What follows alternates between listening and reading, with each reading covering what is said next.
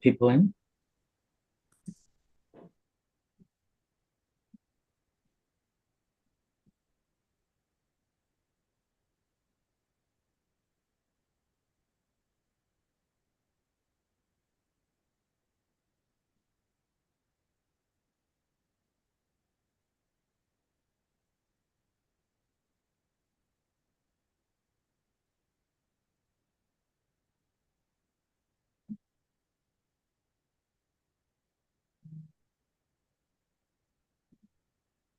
Good morning, everybody.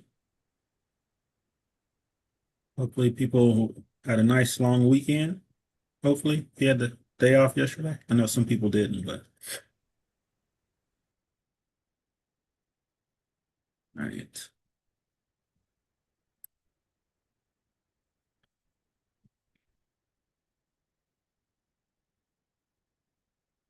All right.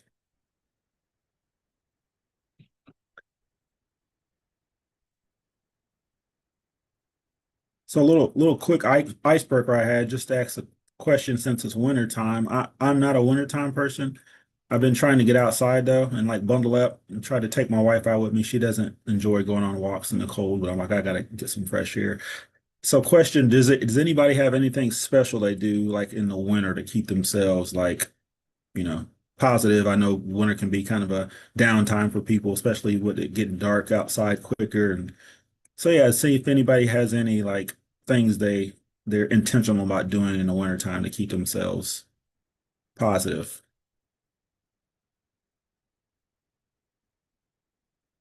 It's like somebody went hiking yesterday. That's good. Yep, that's what I say. You put the right clothes on, you can be outside still. I like to open all my blinds so I get sunlight. hmm Sunlight makes me happy. Yeah. Yeah, I went to my mom's yesterday in Lawrence and I walked in and she had all the blinds closed. She was like, I'm trying to keep it warm. I'm like, no, you need to let some sun in here. Let the some of that heat in here. So yeah, I agree. You gotta let some sunlight in. See what else we got here. Yep, it's got some people to go on walks. Adrian said I'm not a winter person at all. I'm not either. I'm trying to change that this year.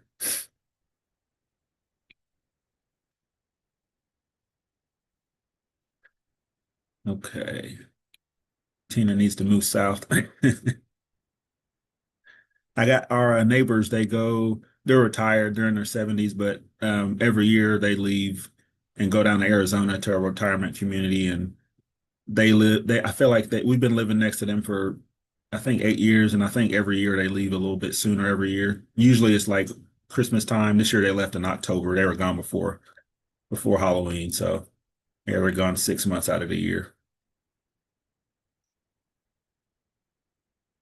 All right. Well, we'll go ahead and get started. A little bit about today's agenda there on the screen. We're going to just do some quick highlights from the tracker licensing system of the system updates. We got member updates. We'll go over work group updates, and then we'll have some time for us to meet in our work group. So it's been a busy month for us for some of or a lot of our staff. We're still working on our new licensing system.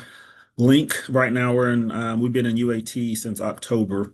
There's been It's been exciting to get the new system, but there's been a lot of work that needs to be done and defects and things. If any of you understand how bringing on a new system works and all that goes into that, a lot of defects and things to be fixed. So we are working on a new timeline for go live on that. We want to make sure the system is, especially going into OEC, we want to make sure that system is ready to go and we have all the kinks worked out of it. So we are actually working on a new timeline. The original timeline was we did have one that was set in October last year. We moved it to February of this year, and with all the work we still have to do, we're looking for a go live date on that. So I'm hoping we should hear something this week and have an idea what that would be. And the plan is to once we get that date settled, that we're gonna shoot out a broad email across the system, across the licensing, across the early childhood system to let everybody know what that timeline is going to be. But yeah, we're still working on that. So just wanted to let everybody know that. I know there's been a lot of questions coming in on it and kind of wondering what the outreach is going to be and the training and things like that. So once we hear that, we will definitely make sure to share that broadly. So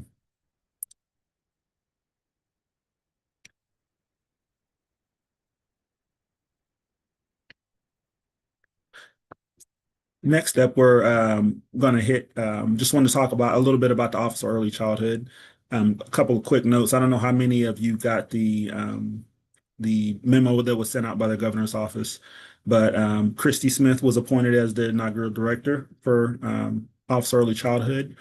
That was set to be put in place. They wanted to have that decision made by, as the bill states, January 1st of this year. So they did meet that timeline. The next important timeline is the official start date of OEC, which is July 1st of this year. So we are working internally with them. We actually have a meeting. All those programs that are transferring to OEC have a meeting with the transition team today, actually, just for some more updates. And there's just a lot of planning that's going into that, budgeting, how contracts are going to work, kind of all those things those operational things to make sure that, everyone transferring over is able to continue working without any issues. So, um, and then also, we're going to have a update from Sarah Gardner on the strategic plan monitoring dashboard. So we're going to spend our next few minutes going over that with Sarah and move forward.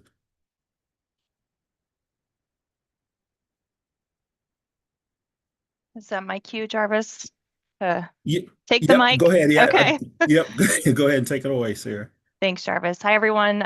Sarah Gardner. I work at KUCPPR. And I apologize if this is the fourth or fifth time you have heard this particular presentation, but I'm here to talk about the strategic plan monitoring dashboard. So I'm going to take about 15 minutes and kind of walk you through why we have it, and then do a little bit of a demo, and then be very happy to answer any questions that folks have. So thank you for giving me screen share. Okay, so I have a couple slides just to kind of orient everybody to what this is and why we have it. So we have a dashboard. What are we monitoring? Well, we're monitoring the progress of our strategic plan. So just a reset and a reminder about why and what is the plan. It serves as the guiding document for our system. And in Kansas, we have a very big, broad definition of the early childhood system. And so the plan is broken up into three pillars: supporting our ecosystem, our workforce, then obviously improving outcomes for children and families. And we have goals and actions and measures of success embedded all throughout the plan document. The monitoring dashboard then is essentially going to be, or is, an online dynamic tool to help us monitor the progress of that plan. So just tactically, what is it? I'm actually going to put a link to the dashboard so you all can have it. I am going to demo it too, but hopefully this will I'm not trying to bury the lead here. Definitely want to give you all access, direct access. It is live, and feel free to take a look as I'm talking if you'd like. The overall initiative aims to establish transparency and shared responsibility, and the framework itself, the monitoring framework, and the dashboard is going to be updated by a team here at KU. So why do we have it? Our first strategic plan, not our first one as a state, but our most recent first one, the first all-in-one, was written and launched in 2020. And then COVID happened, and we really didn't get a chance to really focus on the plan itself. We were all just putting out fires and, keeping things afloat. This time around, the updated strategic plan, which launched in 2024, we were like, let's be more intentional about monitoring the progress so that we can look back and, even as we go, identify what we're doing really well as a system, where we have opportunities to collaborate, and where we have challenges and places where we need to make improvements. So why do we have the dashboard? There's a couple clear reasons here on the screen, but I think the biggest takeaway, there's two big takeaways. One, we have so many things happening in our system, and we want to be able to show that it's not any one thing that is about progress. It's all of these things taken together that show that we're making progress. So particularly in a system that could benefit from a lot more funding. It's important that we show the wins and the incremental steps that we are taking to improve our system, despite barriers and despite sort of big picture challenges that children and families experience. So that idea of showing progress is really, really important across the system and not just within any one program. The other thing is it just keeps everybody kind of growing in the same direction. And it highlights all of the different places that we are opportunities for collaboration and places that we are already collaborating. I mentioned our system is a very broadly defined system. So it's not just about any one program or any one sector. And so we want to be able to highlight where those sectors are working together and showing those collaborations. Logistics of the dashboard, if you have it up, again, you can think of it as a web page or a website. It functions very much in that way. You would navigate it very much in that way. On the left-hand side of the dashboard, you're going to see some priority areas. These are not pulled directly from the strategic plan. When we were trying to identify how to organize the dashboard and document the progress, we realized that there's like 117 actions inside the strategic plan, and a lot of them one thing we are doing is actually impacting more than one action area or more than one goal. And so we wanted to kind of cluster things together under priority areas that made sense to people. So, collaborating to support the ecosystem, supporting our workforce, improving access to referrals. Those are things we felt like even if you weren't familiar with the inner workings of our system, you could understand that those make sense as things that we should be doing and how we can organize the progress that we are making. So those priority areas are down the left. Each of those priority areas has really two subpages. One is the page itself, which is the what we're doing. We're going to talk about exactly what it is that we are doing to direct progress in those priority areas. So you'll see words around our goals and our actions. You'll see highlights of different initiatives that we have in our system that we want to highlight.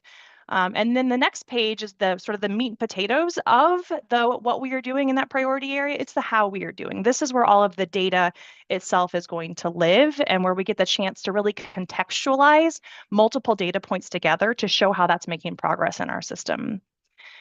The dashboard is going to be updated quarterly. You might see little tweaks and updates in between those quarters, but we are committed that once every quarter, we are going to push out and roll out very thoughtful, deep, rich updates to the dashboard, which, spoiler alert, is where we need some of your help to ensure that we're getting all the information we need.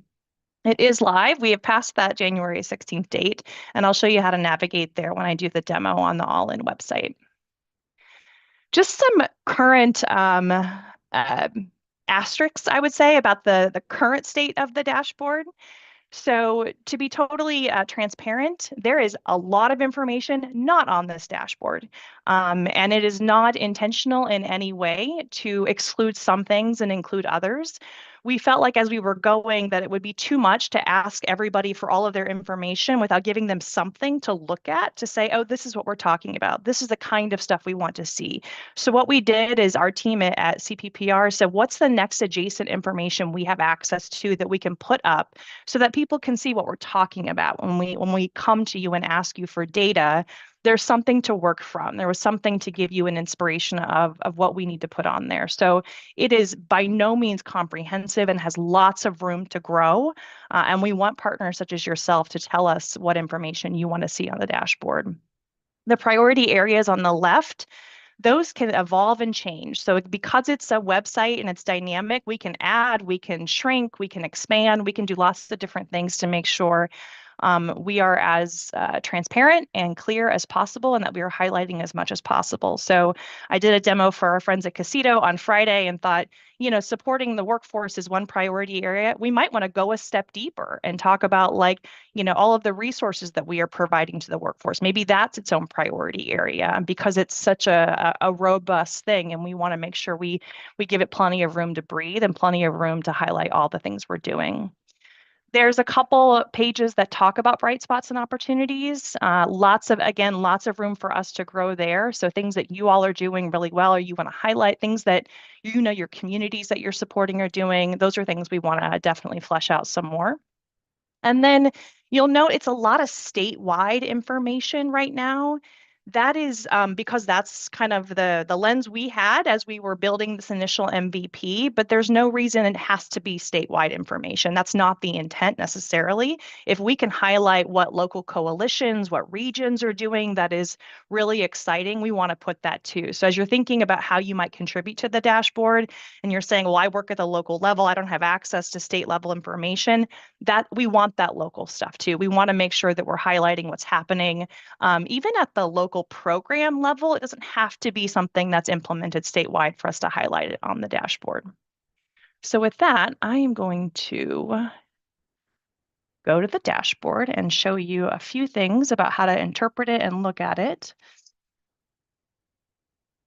Okay, so this is the all-in page. You can go allinforkansaskids.org.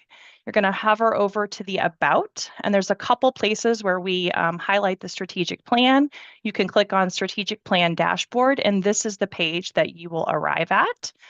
So you can read the full strategic plan, or you can click directly into the dashboard. So this is a page here that over time, we might be pulling out data blocks and highlighting them here. So things we might want to highlight as a system, we can highlight on this page and then continue to direct people to the dashboard itself.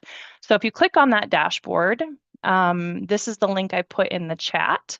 And this is what this is the actual dashboard itself. So again, it functions very much like a web page. A couple of things as you're navigating. These are all of the text and little things, little pictures and stuff. These are all called content blocks. And you'll note that there's some icons up to the upper right of each content block. If you click on the hyperlink or the little, I guess it's a little chain link icon, that will create a copy of that so you can link directly to that. So any of the content blocks you can sort of pick up and drop into a presentation you're doing, which is really nice. So if you find a data point that you really like and you want to highlight that for anything that you're doing, whether it's a document you're creating or a presentation you're giving, you can pick up any of the data blocks that are in here. There's also a way to, if you are somebody who is building e-newsletters or building web pages of your own for your organization, there's a way to actually embed the code from these particular data blocks and put them inside of your websites or inside of your e-newsletters as you'd like. So that's just some nice little tricks of how to make the dashboard work for you in little bits and blobs. There's a couple intro pages, why early childhood, about the ecosystem. These are things you all know like the back of your hand, but if you want a shortcut for some of those, interesting talking points, you can certainly go there and grab those. And also we want folks to understand why we are even investing in our system the way that we are. There is a page on how to use this dashboard. So this hopefully orients people to the kinds of information that's going to be on here and how you might scroll through the dashboard itself, how you actually might click on buttons and what it means and where it's taking you. So again, here's the hyperlinks and the export and stuff like that. You can also generate the dashboard in an entire PDF if you would like. It's a lot of data, so it's a very big PDF file, but you're welcome to do that and obviously share any information on social media. And then there's a collaborate with us button. And this is something where anybody who wants to provide data or information about to us to put on the dashboard, this would be, or you just want to give us feedback. You like it, you don't like it, you wish it had this, you wish it had, more of this or less of that. You can tell us all of that by clicking on that button, and we'd love to hear from you on that. So as I mentioned, these are the priority areas. So I'm just going to click on, let's see, I'm going to go to expanding access for children and families. So as I mentioned, there's two sort of pages within each priority area. This is the what we're doing page. These bullet points here are plucked directly from the strategic plan. So you can see it's never one pillar, it's never one goal. Lots of what we have identified in the strategic plan crosses programs, initiatives, priority areas. So rather than have, everything crosswalked exactly, we're trying to cluster things together to make it a little bit more, make it make sense to a reader. So these are some of the actions that are pulled out of the strategic plan that help us increase and expand access for children and families. Below it, again, these are the, I mentioned this in the the PowerPoint piece. These are a place for us to highlight initiatives. So sometimes what we're doing is just things we're doing as a system. It doesn't always have, months and years of data behind it. There's not sort of integers and trend lines that we are following. Sometimes it's just stuff that we are highlighting, or maybe it's stuff that our system doesn't realize we're doing and actually makes a huge impact. So childcare assistance, for example, I think a lot of people know that childcare assistance is out there, but maybe don't understand how eligibility works, or how it impacts providers versus families. And so this is just a way for us to say, hey, yes, Kansas has childcare assistance programs. Here's a snapshot. You can click on that button and it will take you off to the DCF childcare assistance website. So these are just places for us to highlight things we are doing. It's not necessarily lots of data behind all of these things. Small center pilot, one example you all would be intimately familiar with because it's something that childcare licensing is doing. Again, we don't have a lot of data behind the pilot, the small center pilot, but it's a thing we want to highlight as being a promising practice for our rural communities. So that's how you navigate the first page. And then when you go to the how we're doing, this is where we get into the details of the data. So in the page where you're saying how to use this dashboard, we have a word called collections. And right now, because we have so much data, Kansas is actually a data-rich state. We wanted to package some of these things together to help show that it's multiple data points, it's multiple initiatives that are driving towards one particular goal. So if we want to talk about improving access to services and addressing needs, there's lots of things behind that.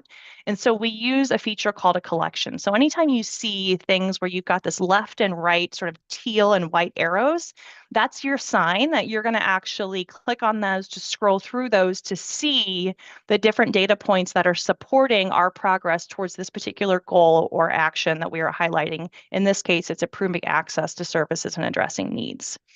The other thing is, because it's sort of a web page, we have a lot of flexibility with the content that we provide behind it.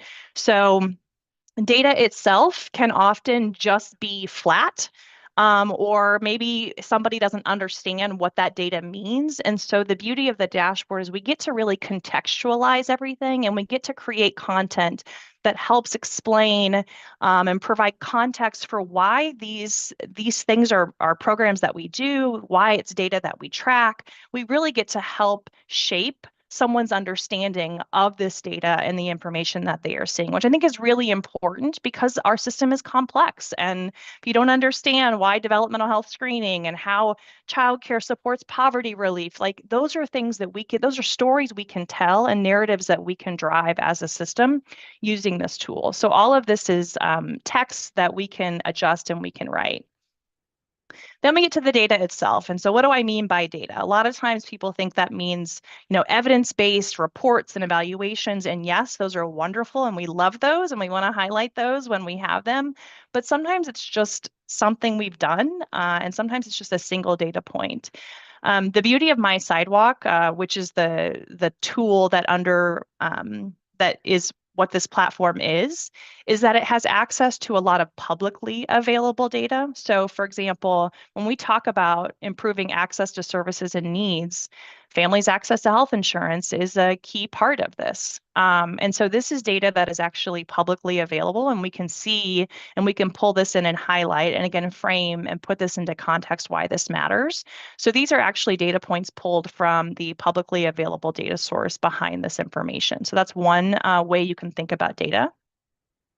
Another way is just we can pull in visualizations. So these are just graphics that we have pulled in. This is talking about the Early Childhood Block Grant and how that improves access because it allows communities to have funding to do a couple of different programs. It's not just any one program. You can see the different services that are funded by ECBG. So that's another way to think about the data.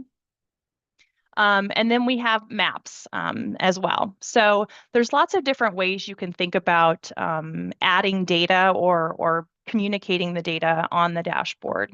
And what I'm trying to communicate here is just that we have lots of flexibility here. Sometimes it's just a number.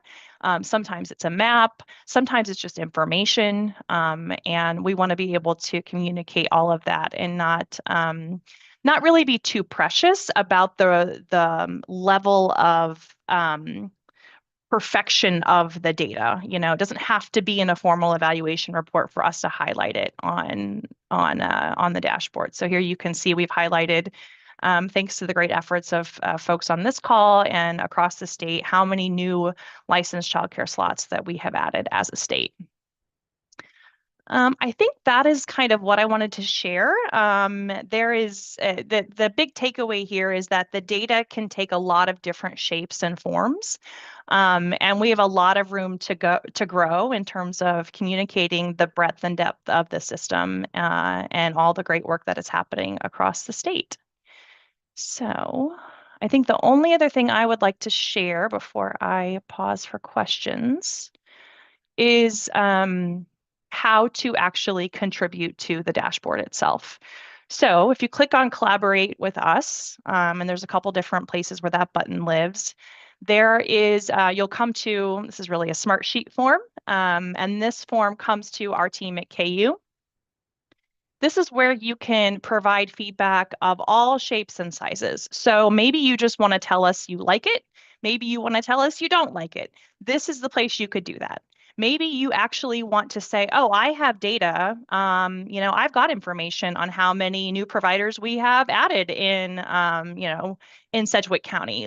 Can we highlight that the next quarter? Absolutely. This is a place you can tell us that too. So this is kind of like the way you can engage with the process. We will reach out to you and we talk about data. We're not talking about anything PII. We're really talking about aggregate sort of storytelling data to show progress.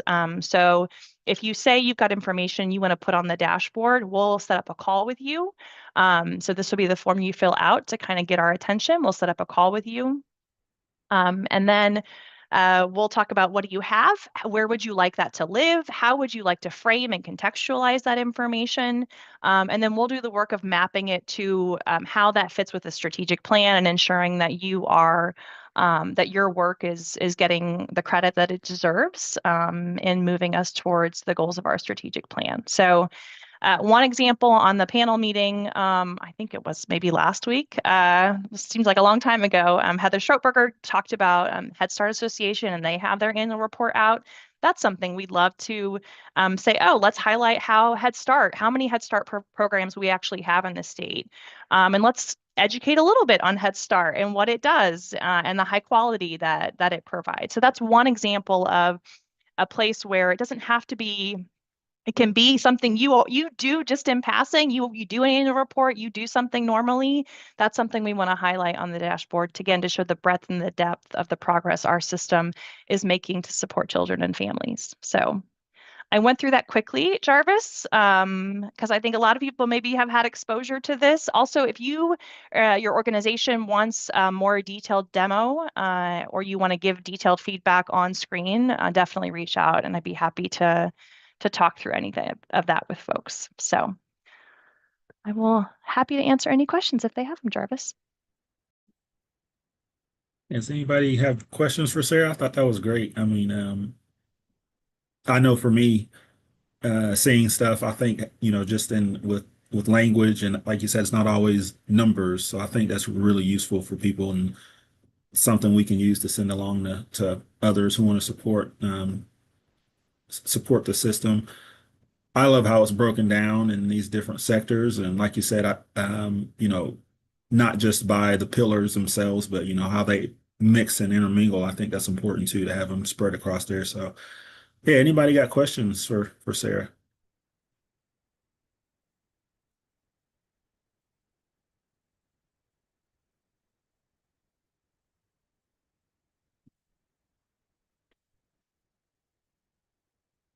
Yeah.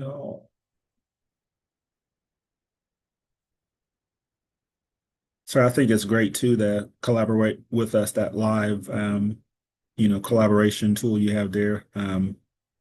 I think that's really important because I think the data can change quickly depending on what we're dealing with, what kind of work it is. So I think that's important to be able to give that quick feedback and have that conversation with you all and make sure we have the most up-to-date data out there. So,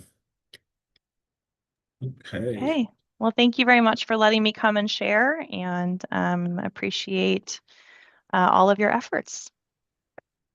Sarah, we do have one question that just came in from Lori. She said, "With receiving information from anyone," it just went away. What is the What? challenge you have to, yeah. Yeah. Our job in sort of facilitating and managing the dashboard is really about lifting up the work that is happening and communicating how that work is collectively progressing us towards our goals. So we're not trying to be judge or jury or validating the information. We're really trusting our system partners, like you all, that when you're sharing information, I mean, if there's something where if you have concerns about things that you're seeing, definitely that's a conversation we can have. But we're really here to lift up and amplify the work that is happening and show how taken together it's moving us towards the progress of our system, and not trying to do too much in the way of validating the what we're getting from partners. So I hope that helps answer that question, Lori. Thanks for asking.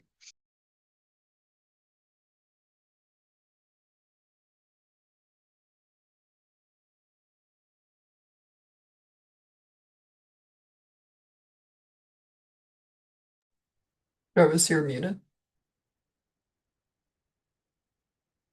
Oh, I was on mute. So yeah, we'll move along here. If no one has any more questions. The time in our meeting where we want to hear from everybody on the call here. That's part of the team. So yeah, if you have updates and any bright spots you want to share, please come off mute and let us hear what you have going on.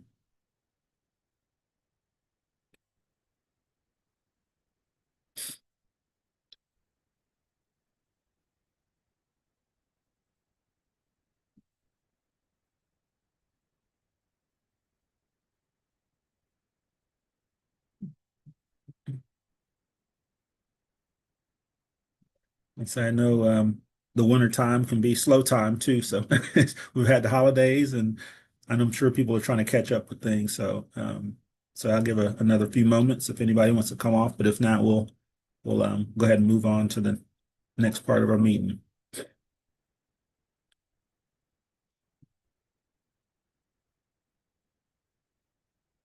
All right, we'll move on.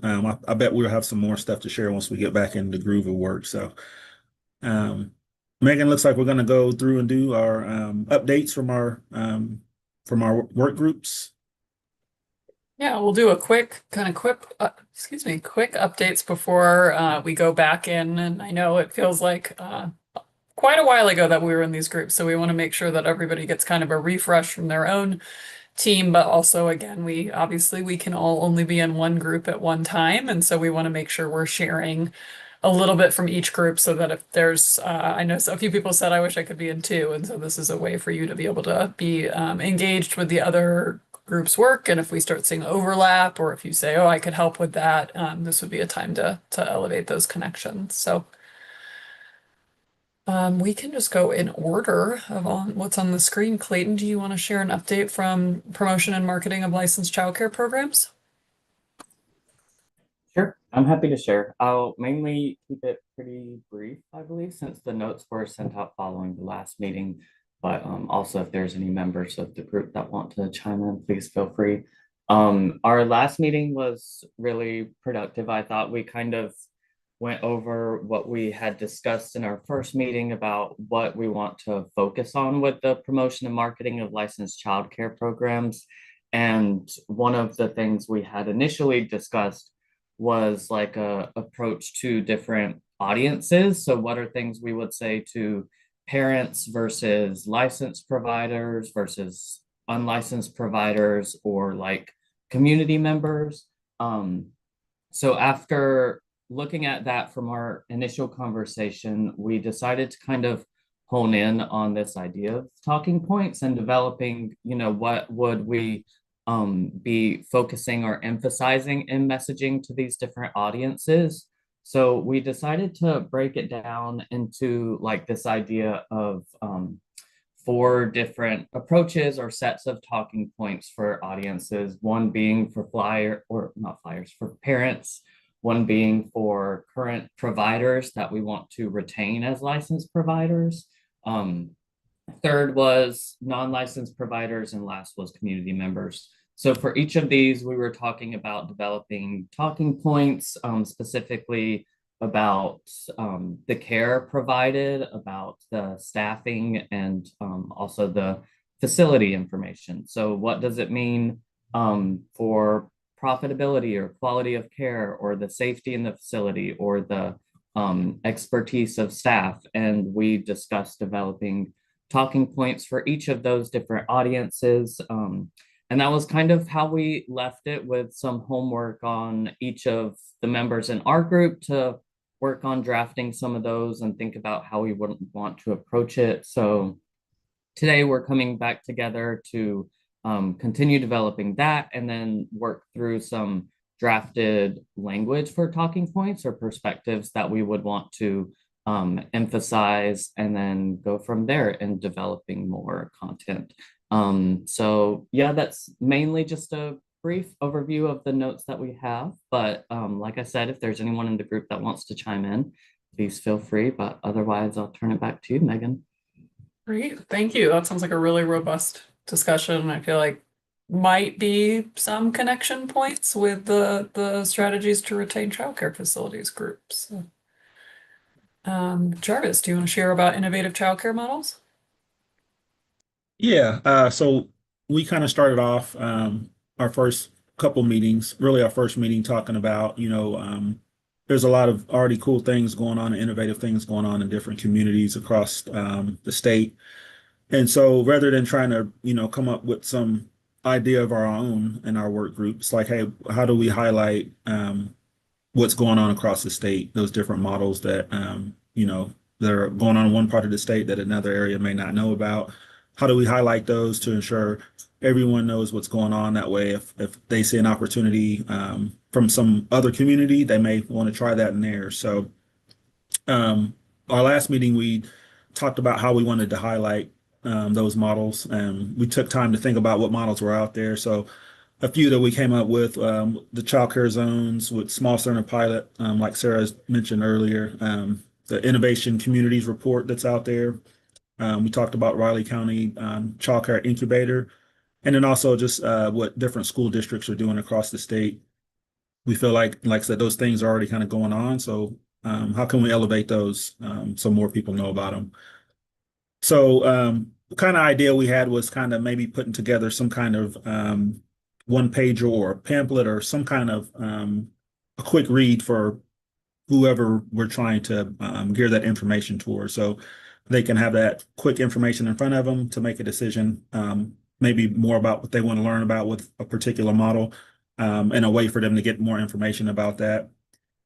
A few more things we talked about just as we were, discussing what we need to think about going into this. Talked about, what other states might be doing. We know there's a few states that have done some different things. We talked about New Mexico and what they've done, but also taking in consideration, every state's set up differently, so it's not always feasible to be able to take, straight from what another state's doing. But we talked about the tri-share model and what other states are doing. Someone mentioned the 45F tax credit, and that being something that may be beneficial to different communities, something that may be underutilized that we could spread the word about. And things to consider moving forward. We talked about the changes happening at the federal level, how many professions in this arena are being, changed from not being a professional degree, or what's considered to being a professional degree, and how that might impact things. We talked about, the big elephant in the room is wanting to make sure people our providers are getting a living wage. We can do all of these different things and come up with these different ideas, but at the end of the day, providers want to have a living wage, and that's something to keep at the forefront of the work we're doing. Trying to spread the word to businesses for them to see the importance of childcare That kind of goes back towards these innovative models. And while we want to have innovative models, we're also going to need others outside of who aren't directly involved in the early childhood arena to really support that. And we want to make sure that there's a good understanding of why childcare is important, how it shapes communities, how it builds communities, and how ensuring we have quality licensed and quality childcare can really progress a community. So we talked about buzzwords. Clayton kind of mentioned a little bit, kind of hit on this of trying to change our language based on who we're talking to. If we're talking to business owners, we have to make sure we're talking that language. If we're talking to whatever community or whatever organization we're talking to, we want to make sure we're kind of talking their language to make sure we're being the most effective with our conversation, and that they understand where we're coming from. So our next steps that we went away with from our last work group was for our group to get different information from the different models I kind of shared above. For us to kind of go through those reports, if there's reports or anything that's come out, research from those models, to really kind of dive into those and see which ones we really want to emphasize, and just kind of get some strategies together about how we want to put together, like I said, that whether it's that one pager or really just how we want to get that information out broadly about the different models that exist across the state. So yeah, if there's anybody else that wants to hop in and chime in, feel free to, but that's kind of where we're at with our work group. Well, thank you for that overview. Be excited to see some of those models put on paper. I think people see it in the news or hear about it in different places, and just having like a central spot for information would be really helpful. Okay, so I will start for the strategies to retain childcare facilities, and if anybody else wants to jump in, please feel free. We talked a lot about like this kind of, I think, general feeling of what we were calling navigation fatigue, of like there's so much information, there's so much change. I think it was the end of the year, so I think that feeling was even more pronounced than it might normally be. And so we talked about like, there's been a lot of change, and a lot of it's been really positive for childcare and in the early childhood system, but even positive change, it's just like an overwhelm for people to navigate and kind of know, how do I get accurate information when I need it? Who do I talk to? How do I not, need to have multiple conversations? And so we were also just thinking proactively about, with the Office of Early Childhood coming, like that, I think is a really positive, it's an example of a positive change. But again, how do we make sure that people are feeling like they're getting the information they need without it being too overwhelming for them to navigate? And so we talked about one possible next step is really looking at both KDHE's website and thinking ahead to like, how could we help be a group that can provide some support and suggestions for the Office of Early Childhood website as that gets rolled out, just acknowledging like that will be one more place people can get information. And so how do we make sure that information is consistent? I think kind of similarly to what you and Clayton were talking about with like having different audiences, like how do we pull out information so that it's super clear, like what is for certain types of providers, what is for even like family, friend, and neighbor, what is childcare or what is licensed childcare, just being super, super clear so people aren't having to wade through information. Even looking at like, how do we tie in like a little bit of information about home visiting and other programs that are kind of complementary to childcare. We also talked about the new licensing portal being a place to just review information, make sure everything's really user friendly. And again, like I think not putting so much information that it's hard for people to wade through, and just being really mindful of like, how is all of this fitting together? Even just making sure language feels like supportive and encouraging, instead of, I think we can all relate to that feeling of, you get that email, it's like, oh, it's one more change. Even if that change benefits you, like, how do we just say out loud, like these are the ways that these changes directly benefit you, or directly impact you, whatever that looks like. And then we also talked about like, how do we make sure that because there's so many changes, like licensing specialists have the information that they need. So when a provider calls them and has questions, they can promptly feel like they can respond to things and have up-to-date information. And sometimes because change can happen so fast and everybody's trying to respond to it quickly, there can be kind of this like cycle of like them needing to talk to somebody else at KDHE, and then how do we just like just make that as few conversations as possible so it doesn't add another layer. So looking at like how do we make sure that we have information that's out and publicly available for people. Somebody also brought up that a while ago KDHE was working on an interpretive guide for providers, and so maybe that's an opportunity to kind of bring that back up and see, could that be revisited? We talked about like it's an evergreen challenge with information changing, with it's really hard to put like a consistent statement on regulations because some are very like cut and dried and some are less so, and that's just part of this. And so how can we like acknowledge that's a challenge? That's not going to solve all the problems, but it kind of like help maybe answer some questions and then make sure that there's still space for conversations that really like need to be talked through.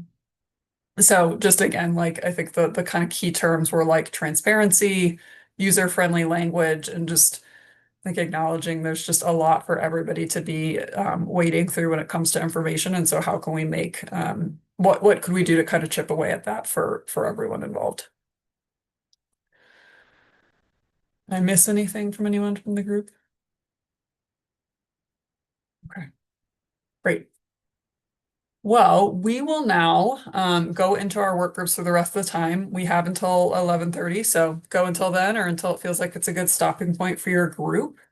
As usual, we ask somebody to take notes, whatever assignment you have in your work group, and then we'll continue to share the notes out with share the work group notes out with the full meeting notes, and then we'll do these little updates in February. So again, I know everybody's obviously in one group. If you see something that you want to share or you're interested in, or you want to even join another work group for a meeting, like that's on the table. We want to make sure people feel as connected as possible to all of our work. And so I think we're going to start to see more overlap as this goes, which in my opinion is a good thing because it signals like we're in agreement about where there's opportunities. But we want to make sure that you don't feel too like that you feel like there are opportunities for you to engage in all the work the CCSIT's doing. So with that, friendly reminder, we'll meet again in a month. That'll be a morning meeting, and then we'll switch to our evening meeting in mid-March. Jarvis, any other things you want to share before we go into our work groups for the rest of the time? We will not come back today. Nope, I don't have anything particular. I think, like you said, important. If you all have ideas for other work groups, feel free to share those to make sure we get those things included. Since we all can't be in each work group. So, but yeah, that's all I've got. You all, thanks for all the work you're doing, and enjoy your work groups, and appreciate you being here today. And we'll